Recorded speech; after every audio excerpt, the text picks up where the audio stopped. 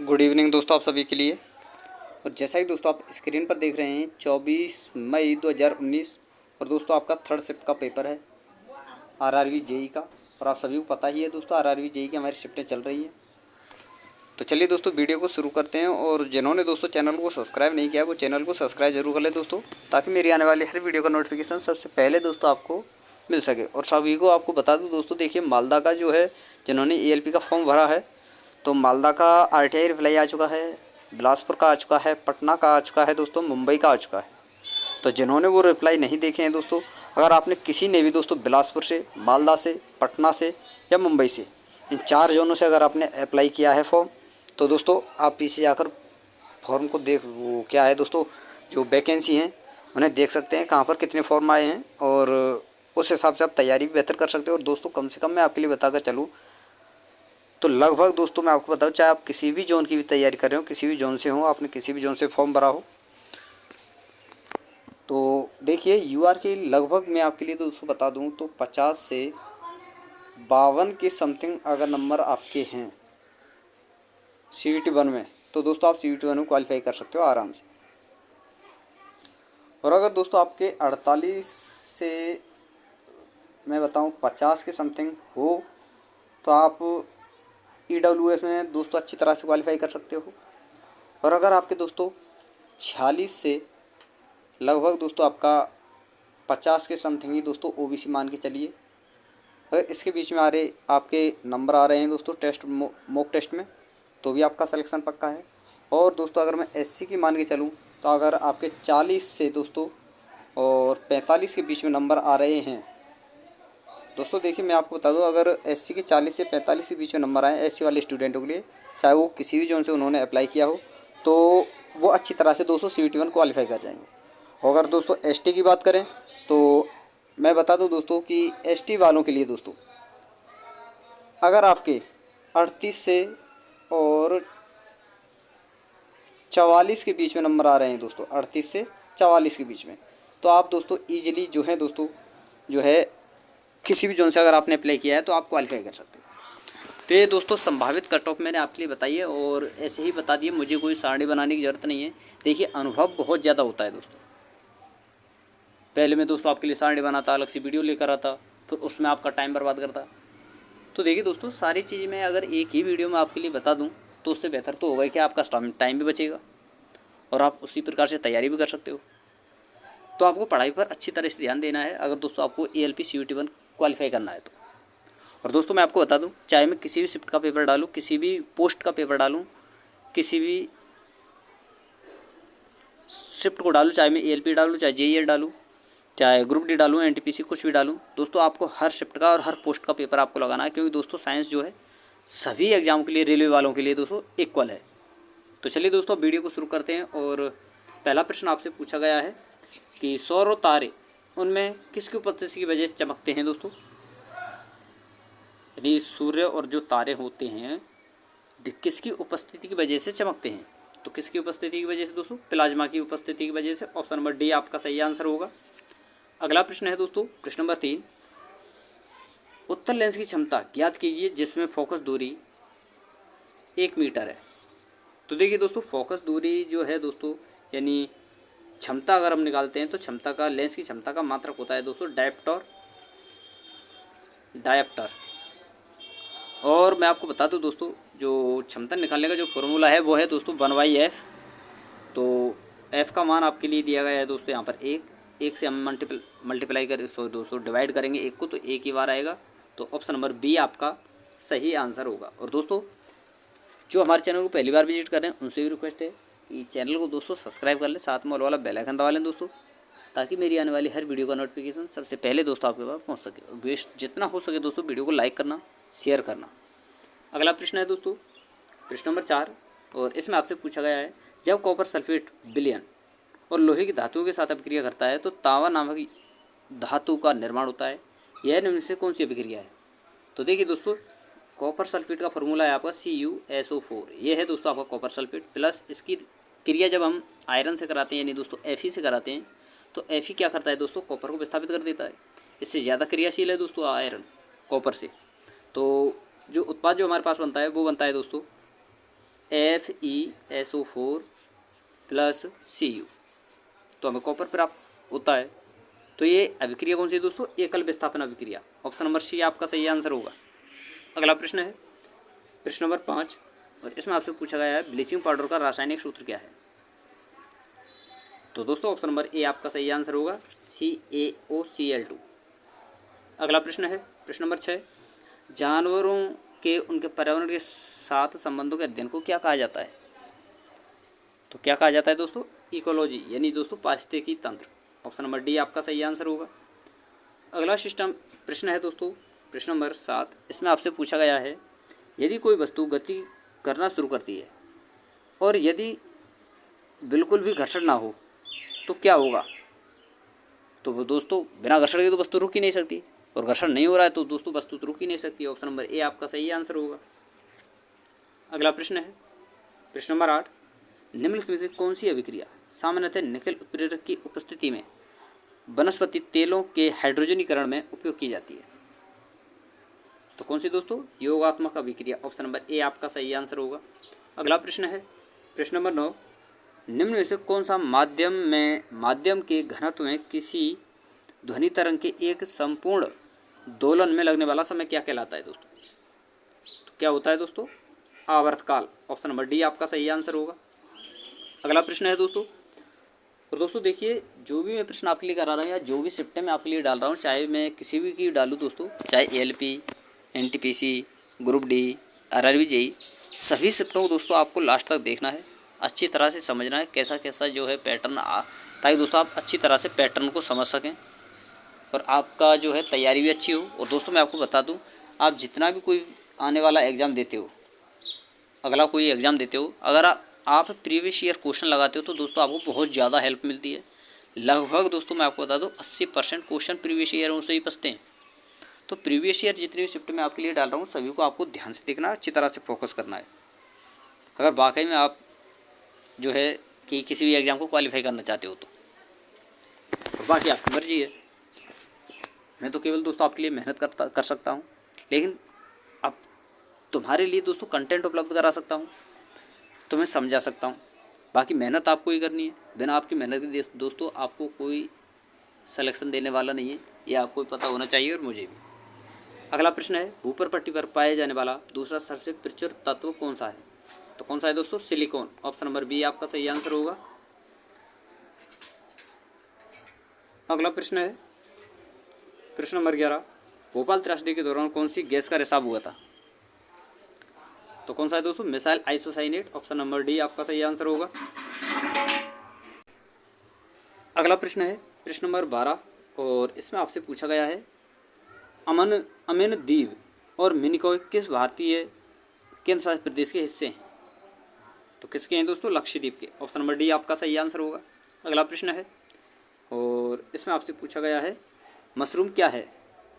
तो दोस्तों मशरूम एक कवक है, ये आपको पता होना चाहिए, बहुत बार ये प्रश्न पूछा जा चुका है। तो ऑप्शन नंबर ए आपका सही आंसर होगा। अगला प्रश्न है प्रश्न नंबर 14, राजा रवि वर्मा किस क्षेत्र में प्रसिद्ध थे? तो किस में थे दोस्तों? चित्रकारी में। ऑप्शन नंबर बी आपका सही आंसर होगा।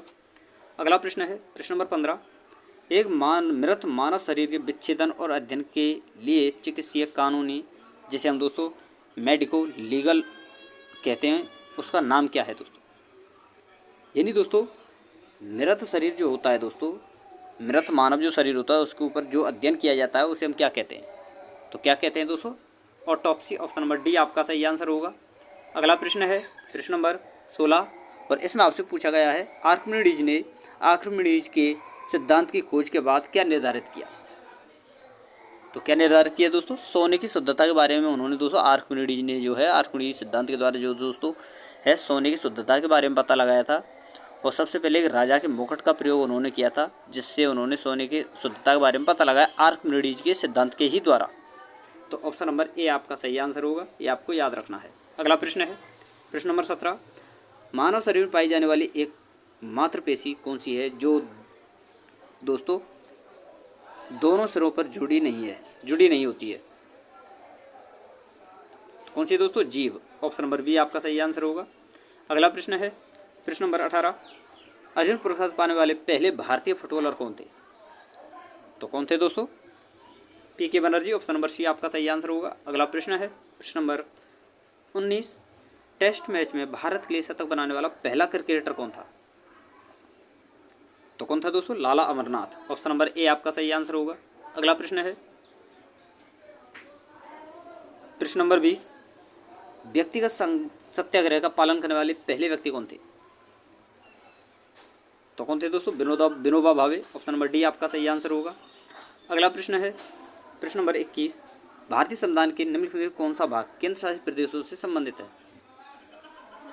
तो कौन सा भाग है दोस्तों? भाग 8, ऑप्शन नंबर डी आपका सही आंसर होगा। अगला प्रश्न है प्रश्न नंबर 22, मिस्टर यूनिवर्स का खिताब जीतने वाले पहले भारतीय बॉडी बिल्डर कौन थे? तो कौन थे दोस्तों? Manotosh Roy, option number C आपका सही आंसर होगा। और देखिए दोस्तों, अगर वीडियो आपको अच्छी लग रही हो, वीडियो आपको पसंद आ रही हो, कंटेंट पसंद आ रहा हो, तो प्लीज़ आपसे रिक्वेस्ट है दोस्तों, वीडियो को शेयर जरूर कर दें और लाइक कर दें दोस्तों। अपने हर फ्रेंड सर्कल में शेयर करें दोस्तों, वीडियो को लाइक जरूर कर दिया करें। देखिए दोस्तों, अगर आप वीडियो को लाइक करते हो ना, तो थोड़ा सा हमें अच्छा लगता है। बोलिए दोस्तों आपका, तो देखिए मेरा बस आपसे एक ही रिक्वेस्ट है कि ज़्यादा भी कुछ ना करो ना दोस्त, तो प्लीज़ आपसे रिक्वेस्ट है कि वीडियो को लाइक ज़रूर कर दिया करो। ठीक है, इससे हमें क्या है, थोड़ा सा अच्छा लगता है और वीडियो भी ज़्यादा है दोस्तों यूट्यूब पर सर्च होने लगती है। इससे होता क्या है कि दोस्तों जो भी भाई अन्य भाई तैयारी कर रहे हैं, तो वो भी अच्छी तरह से जो है कंटेंट प्राप्त कर सकते हैं। तो मेरा दोस्तों आपसे बस यही कहना है कि वीडियो जितना हो सके शेयर करें, ताकि जो है भाई RRB JE, LP technician, group D, NTPC किसी भी तैयारी कर रहा हो, तो वह इस चैनल से जुड़ सके, प्रीवियस ईयर क्वेश्चन लगा सके, तैयारी अच्छी कर सके। तो दोस्तों इसीलिए बोल रहा हूँ, वीडियो को लाइक और शेयर जरूर कर दिया करें। अगला प्रश्न है और इसमें आपसे पूछा गया है, भारत का पहला राष्ट्रीय उद्यान कौन सा है? तो कौन सा है दोस्तों? Jim Corbett, option number B आपका सही आंसर होगा। जिम कॉर्बेट राष्ट्रीय उद्यान, तो ऑप्शन नंबर बी आपका सही आंसर होगा। अगला प्रश्न है प्रश्न नंबर 24, गठिया एक बीमारी है जो डैश को प्रभावित करती है। तो किसको दोस्तों? जोड़ को, जिसे हम जॉइंट्स कहते हैं, ऑप्शन नंबर डी आपका सही आंसर होगा। अगला प्रश्न है प्रश्न नंबर 25, इनमें से कौन सा हार्मोन मानव रक्त में शर्करा की मात्रा को नियंत्रित करता है? तो कौन सा है दोस्तों? इंसुलिन, ऑप्शन नंबर सी आपका सही आंसर होगा। अगला प्रश्न है प्रश्न नंबर 26, लेंथेनॉइड और एक्टिनॉइड को डैश भी कहा जाता है। तो क्या कहा जाता है दोस्तों? आंतरिक संक्रमण तत्व, ऑप्शन नंबर सी आपका सही आंसर होगा। और दोस्तों मैं आपको बता दूं, आवर्त सारणी में ग्रुप नंबर 3 में और आवर्त नंबर 6 में दोस्तों लेंथेनॉइड आता है, और आवर्त नंबर 7 में और ग्रुप नंबर 3 में ही दोस्तों एक्टिनॉइड आता है। और एक्टिनॉइड के बारे में आपको याद रखना है दोस्तों कि ये रेडियो एक्टिव तत्व इसमें आते हैं, और आपको ये भी याद रखना है कि सबसे ज़्यादा जो तत्व पाए जाते हैं वो ग्रुप नंबर 3 में पाए जाते हैं। तो ये आपको याद रखना है। अगला प्रश्न है और प्रश्न नंबर 27, इनमें से कौन सा हार्मोन मानव रक्त में शर्करा की मात्रा, दोस्तों कंप्लीट हो चुका है। अगला देखते हैं, ये भी आपके लिए करा दिया है। अगला देखते हैं दोस्तों, ये रहा, भोजन में डैश की उपस्थिति का परीक्षण करने के लिए आयोडीन का उपयोग किया जाता है। तो किसका परीक्षण करते हैं जब आयोडीन का प्रयोग करते हैं? तो दोस्तों स्टार्च का, जिसे हम कार्बोहाइड्रेट कहते हैं, ऑप्शन नंबर ए आपका सही आंसर होगा। अगला प्रश्न है प्रश्न नंबर 30, मानव कान के किस भाग में प्राप्त ध्वनि के अनुसार कंपन होता है? तो ऑप्शन नंबर डी आपका सही आंसर होगा दोस्तों, कर्णपटही झिल्ली, जिसे दोस्तों हम टिम्पैनम मेम्ब्रेन कहते हैं, ऑप्शन नंबर डी आपका सही आंसर होगा। अगला प्रश्न है प्रश्न नंबर 31, निम्न में किसका उपयोग एल्कोहल युक्त यानी मादक पेय में किया जाता है? तो किसका किया जाता है दोस्तों? एथेनॉल का, ऑप्शन नंबर डी आपका सही आंसर होगा।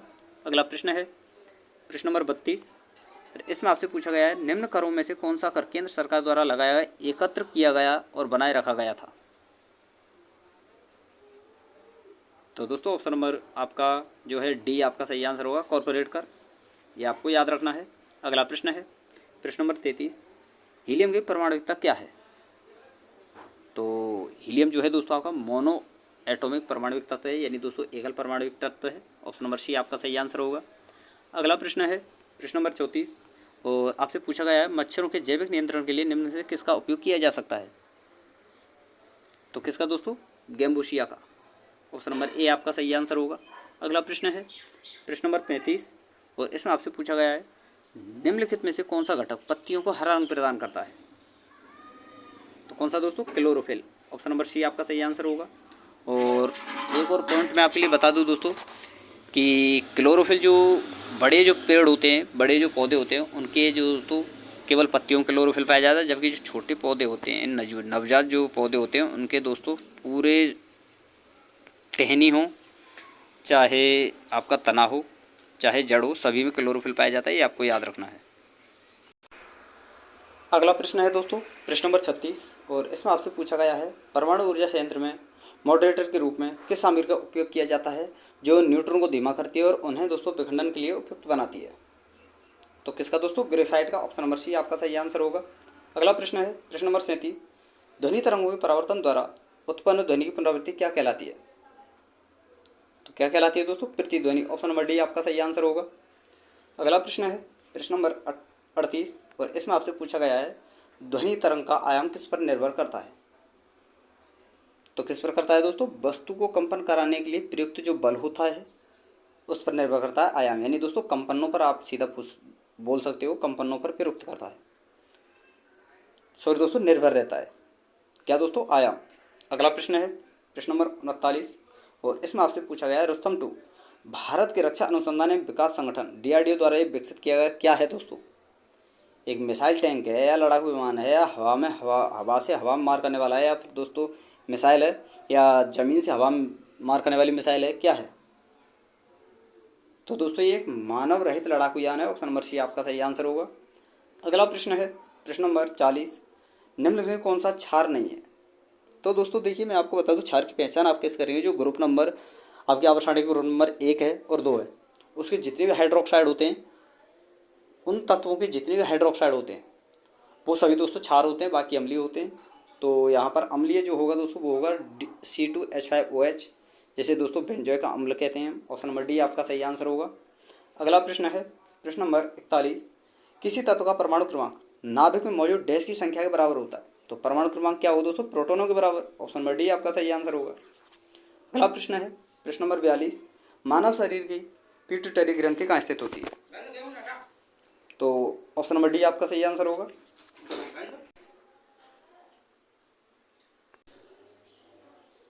तो वीडियो कैसी आपको लगी दोस्तों? अगर वीडियो आपको अच्छी लगी हो, बेस्ट लगी हो, तो वीडियो को लाइक कर देना दोस्तों, शेयर कर देना, और जिन्होंने चैनल को सब्सक्राइब नहीं किया वो चैनल को सब्सक्राइब कर लेना, साथ में ऑल वाला बेल आइकन दबा लेना, ताकि दोस्तों मेरी आने वाले हर वीडियो का नोटिफिकेशन सबसे पहले दोस्तों आपके पास पहुंच सके। तो थैंक यू दोस्तों, धन्यवाद। फिर मिलते हैं नई वीडियो के साथ।